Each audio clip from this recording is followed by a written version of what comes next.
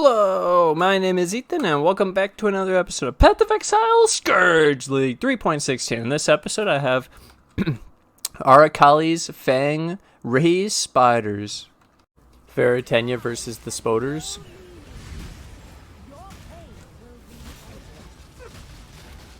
That seems really fast. Like the video to help feed my cat. Of just making 10 corpses, right? And then easy 1 worm, and then 20 spiders guaranteed. It's pretty nice. It was just easier that way. Now we can get up our stuff. I'll kill the phoenix first. He's already dead. That's insane damage. Here, minnow. That's a lot of projectiles from the Hydra. That damage is amazing. Holy shit. And it's done. What we get? 87 quant the hidden. Okay, here we go. We'll pop this, do that, kill the worm. Wait, there we go. Let's kill this guy first. We have area, 100% area. Sounds kind of scary. I don't have to get near them. That hurt a lot. I don't have to get near them. We can just chill. We don't need to get near them. The reason I'm corrupted blood, not immune. So you just, there we go, easy. It's not hard to recover on this. You can get spiders pretty easily. Nice. All right, let's do the Maven. So we make some corpses. We kill the things. We got 2 spiders. Let's try again. 14 spiders. That should be fine. We can also get more. We can put the Hydra Spear on her to do more damage. We can put this down right there, that's fine. Walk off to the side. I get more Writhing Jar charges because of Rizlatha. So we don't have to worry about like the spiders in the first thing. It'll be fine. As long as you get like 14, 10, you're gonna be doing great. Look how fast that was. Okay. That was insane damage. Hydrosphere with the divergent melee splash. Up, left, up.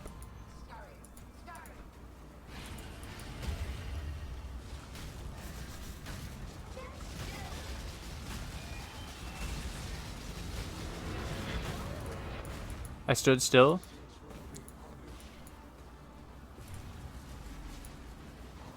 Let's get some up.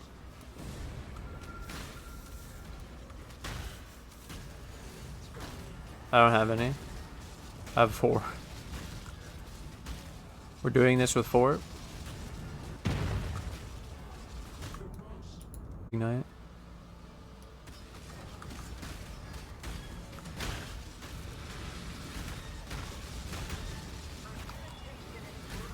Let's burst her. Alright, we tried.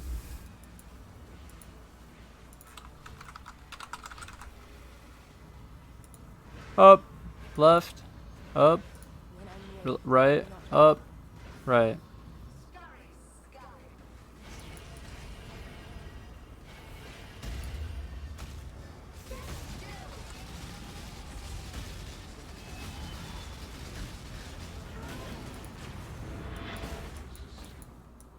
Nice. When I don't fuck up the spiders, dude. The difference.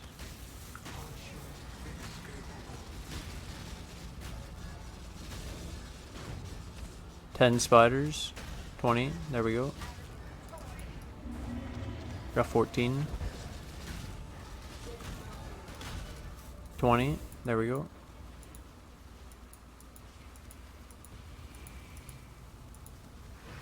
Right, up, left, up, left, up, right, okay.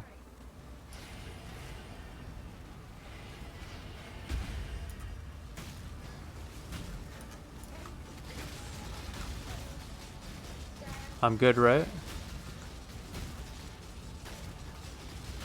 And then double damage. Yep, GG poisoned. Ooh, Maven Orb. Final thing to show you guys in this showcase is actually delving. So you can put down some corpses, make your worms, you know, pop it, and then you're good to go. You got your yeah, you have spiders and delving. Okay, we molten shell while we cyclone, and our cyclones triggering cursing them with enfeeble as we go through. And we're gonna molten shell because we don't want to die, and then we can trigger this buried camp, and then we have a profane proxy that's doing the pops with the, because we're occultists, right? So that's really cool.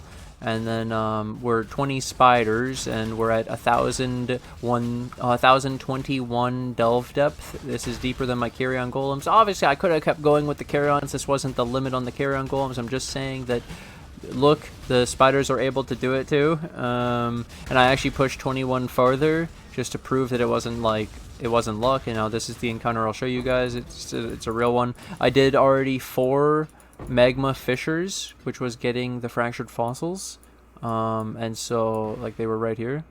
Humid fissure, humid fissure, humid fissure. There's another one, and then I pushed all the way to 1021 through these hard nodes. And dude, spiders are pretty fucking sick, man. You don't have to worry about them dying. Okay, Divergent Melee Splash 2020 versus the Lapidary Lens here, 23 quality. Yes, 50 Exalted Orbs. Quick outro. So this is just a sneak peek. This is just a preview. I'll be streaming this. I'll be going through it more after more testing. I'm not doing a full guide yet. I just wanted to put it out here as a sneak, like show off what the build's doing and what we've done. So I'll give you the quick run over the items. This Ancient Skullbone helmet, where it's so fucking cool because we don't care about minion survivability, and then when they crit they get the whispers, which actually is kind of like them going on their own and aggressive and weird, but then it also gives them 50% attack speed and increased damage. We went for Flesh Offering Enchant because it's actually similar to the Spirit Offering, and I was like, wait, why would we go Spirit Offering for the extra resistance on the minions when we could go for the extra move speed, which is better? So I did Flesh Offering, Divergent Flesh Offering, and then Ancient. I did the Flesh Offering Enchant, which is actually cheaper because everyone did Spirit Offering. I did an All's Uprising with Grace No Reservation because this is cheaper than the other ones. Purity of Elements and the Determination are really expensive. This one's cheap, 12x, and Grace No Reservation because we run Grace in the build. What's really cool is we run this 6 link on our spiders because of the Squire build. We're a Squire, so Awaken Melee Phys, Awaken Multi-Strike, Awaken Void Manip on this side. And the funny, really cool thing is 8 quality goes to the Melee Splash, the Divergent Withering Touch, and the Awaken Minion Damage. So we actually get 21% more damage to surrounding enemies with Melee Splash. Instead of losing damage, we gain damage. Divergent Withering Touch, it's a 28% chance to apply an additional Wither debuff when inflicting Wither, which you only inflict Wither every 4 hits, so it's not as insane as you would think, but it's still the best we had. And then Awaken Minion Damage. I could have also went for Divergent Minion Damage, for the chance to deal double damage, but it's not even that good in this build. You don't really need it. It doesn't, like, Renewal's not good in this build. Chance to do double damage doesn't scale the poison and the crits, and like it doesn't matter. Where the area damage and the chance to apply Wither was really insane. So helmet is replaceable with like a normal bone helmet. You could even potentially do like minion stuff, like +3 minion life, and try to fit a Spectre and an AG in the build, but this is my budget cheap Ancient Skull with enchant. And then chestplate, you could do this like explode chestplate and like increased effective offering and phys taken as Ellie and all these really powerful Maven mods, right? But I just put a brass dome on with no corruption. Yep. And then Gravebind. I tried to get a Despair on my Gravebind, but I basically cheaped out on this too, so I went in my Enfeeble Glove that I got, because I had 2 of them, and then I went a Profane Proxy with Despair, so I don't even have to run a Despair ring. I had two options of a Despair ring. There was Despair, this one, Fractured, from the Delve, and 20%. You can also get higher from the Hunter Influence mod for Despair, but I was like, well, actually, I just want this to be up all the time without me even having to hit the enemy, which is way better. So I did a Profane Proxy, lose the chill, and get Despair all the time. So now one of my skitter bots is a Despair Aura, and this is like running Blasphemy, but I didn't have to do the extra mana reserve, which is nice. And then, yeah, it's Despair on my thing and enfeeble defense, which is really good. And then Profane Proxy, cheap. And then I just have my ring from my other build for Chaos, Res, and Life. The boot. So I got creative here because the build doesn't have ailment immunity, because we're using a like, you could get ailment immunity and you could go a lot more, but this is just like a budget version of my Squire build basically. This is the start, and so we started with cannot be frozen, cannot be chilled boot. So this is my freeze stuff done, and then to get shock I did where is it, Tempest shield, because we have a shield we can use this, and so we get the block. We can get extra block with the alternate quality version of it, but this also gives us immunity to shock. The other way would have been to change one of the flask suffixes to immunity to shock, I guess. But this was really powerful, just to temp, because we get the block too, which is actually not even that bad with the Squire, and it was only at 25 aura. Otherwise it was like Purity of Elements also for ailment immunity. We could have done that, but I didn't need the elemental reses because I had Mage Blood and the elemental flasks, so because of this, no Purity of Elements. Some people did that, but I didn't think it was necessary in ours. And then so there's all that's the quick form of that. And then we run one of these Amanu's Gaze. You can only run one, and you get 30 dot multi for the poison, so 30 more poison damage, which is really good. Poison definitely is good in this build because it's 8-second poison, and they have automatic 100% poison built in, so you should scale it, and they're physical chaos, so it scales the poison really well. It's free, why not? And you're gonna run the 4 more ghastly jewels anyways, because with this you have to run up to 5 ghastly jewels, so this is one of them, and you have to run 4 more. So for mine I went life, minion damage if you use a skill recently, and chaos damage. I could also go physical damage. I could also go minion and attack speed. I could also go there was a bunch of options. I also went blind on one of them, as you can see. You can't go taunt because the spiders can't taunt. And then I ran 1 quickening covenant, 1 fortress covenant. I put them in the cluster jewel because I don't want their radius to activate. And I did one of these smalls, so this is really cool. I figured this out before, and then noticed, oh, people already figured it out because it was really expensive. But basically, aura bots this season use these. They just stack these smalls, and so you can get... I realized this because I was trying to build a small, like the destructive aspect, and then I realized this with 35% is actually more for a full build than targeting a specific. So going a notable for a destructive aspect is worse than increased effect of the base, because it's 6% mana reservation and it goes to 8%, which is, if you think about it, 2 of these is charisma. What? So I have 1.5 charisma right here. Makes charisma look a lot worse, to be honest, when it's that free. So that's my opinion, that's my thoughts. This is completely bonkers. I started this build with 3 of them. We were able to fit the auras. And I'm life tap Cyclone, so we don't have to try to sustain a Flesh Offering Desecrate Hydrosphere. It doesn't cost any mana, it takes my life. And look at the life amount this is taking, it's crazy. If I didn't run the life tap, you're instantly out immediately. So, way better. And then, for the larges, in this build, I found Vicious Bite is shit, Renewal is shit, and Feasting Fiends is bad. Okay, so the reason Feasting Fiends in this build is just 10 minion damage. The Leech is useless and the minion life is useless because spiders are immune. So then Renewal, chance to do double damage, doesn't scale the poison, so there's half your damage gone. It's actually less good than just having the minion damage. Like 16 minion damage was better than Renewal. And then the regen is useless because the spiders don't need regen. And then you have the last one, Vicious Bite, the crit, not really necessary. You don't really have any crit scaling. We don't have the power charges. We don't have the monkeys. We don't have the Kingmaker crit multi. Yep, and poison. So instead, in this build, you do the increased effect and the minion attack speed 3%. And these were like 15 Exalted Orbs, and then you get these 13 minion damage with 4% attack speed, and it's a 12 item level 84 for the increased effect, a 35, and I socketed those. Same thing over here, I originally started it with just minion attack speed 3%, and that was honestly good enough. I'll show you my 2 jewels. But this does provide a lot more damage because of the scaling. But I started with just attack speed, and attack speed with increased effect.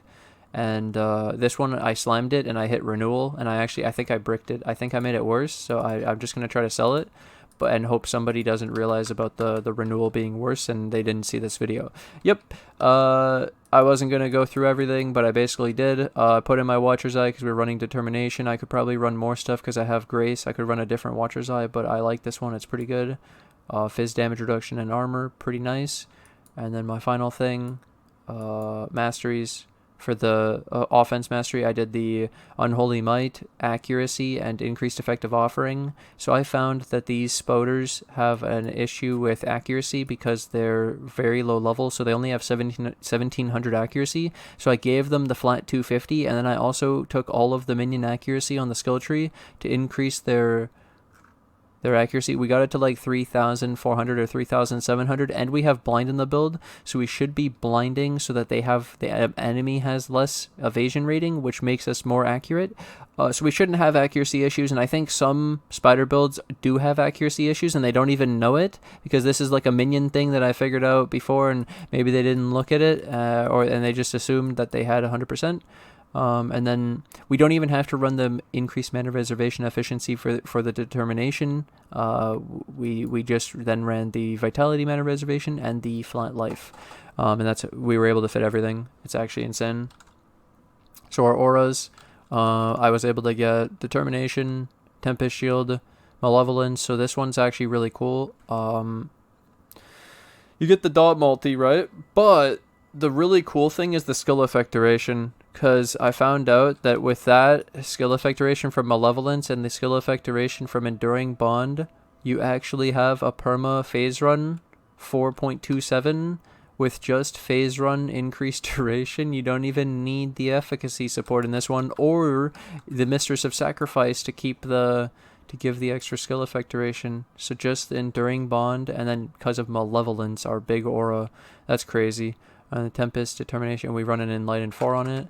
And then I have Skitter Bots, and I do Awaken Unbound Ailments for the increased effect of the Shock and Chill. But in this case, we're only increasing the Shock, so this less good, but I still do it.